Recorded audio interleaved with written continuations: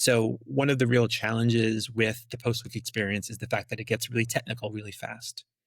And one of the things that we do well, in fact, we consider ourselves to be a technical marketing agency, is that we bridge that gap between the marketing side and the technical side because we understand both perspectives.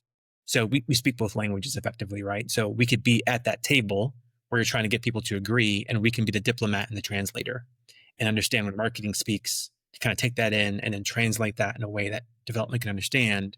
And then when development says, well, these are our issues with doing that, we're able to take that back, translate that into a way marketing understands. And Yeah. then by doing that, we're able to bring that level of alignment that delivers the experience that people are looking for. So a lot of times we deal with clients who have, a robust MarTech stack, but just don't know what to do with it.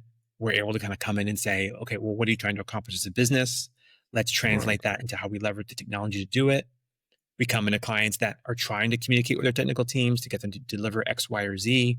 We're able to come in, have that, and facilitate that communication, fill the gap of kind of what needs to happen in terms of translating um, the brief, perhaps the creative brief of a marketer into technical specs that are useful to the technical team, developers, or data teams, right? So that's probably the thing that most consistently comes through in terms of the value that we deliver, is the fact that we're able to make that translation, and the fact that, again, we understand that our clients are people. One of the key things that we were founded upon is trying to give people a better story to tell. That starts with us and giving our team members, our pandas, a good story to tell, right? By helping them keep their lives first.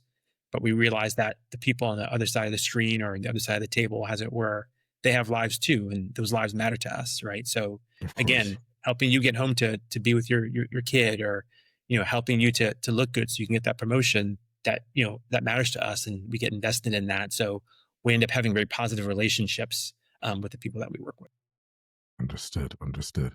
And where have you found that deals sometimes stall the most? Is it in, because you just described a situation there where, you've got clients who've got a robust marketing stack, but for some reason don't know what to do with it. Essentially. So where do you find deals tend to stall the most? Is it in problem definition? Is it in data access? Is it experiment velocity? And the second part, what do you feel is the real cost of that stall? Yeah, that's a good question.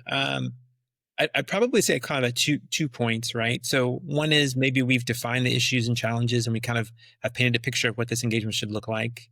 But then, because we often deal with enterprise organizations, especially legacy enterprise organizations, there's a procurement process, there's a legal process, a finance process you have to go through, and things can kind of really drag in that space, oftentimes going through that process. And of course, we're trying to kind of get things going, but we have to get everything signed, I's dotted, T's crossed, so to speak.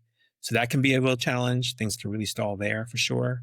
And then probably the other one where they kind of stall is, and it's somewhat of a similar issue, right? Is the kind of the approval process, right? Like, so Yeah.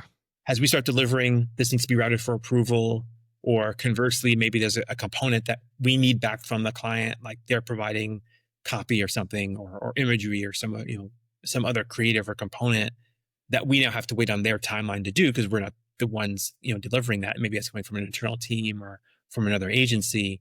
So it's those kind of things that kind of cause bottlenecks of like, okay, we're ready to catch, but someone else isn't ready to throw, right? So we're kind of just waiting and trying to keep warm and keep stretched, and still be ready to play, right? So those kinds of more enterprise internal processes, they tend to bog things and slow things down quite a bit.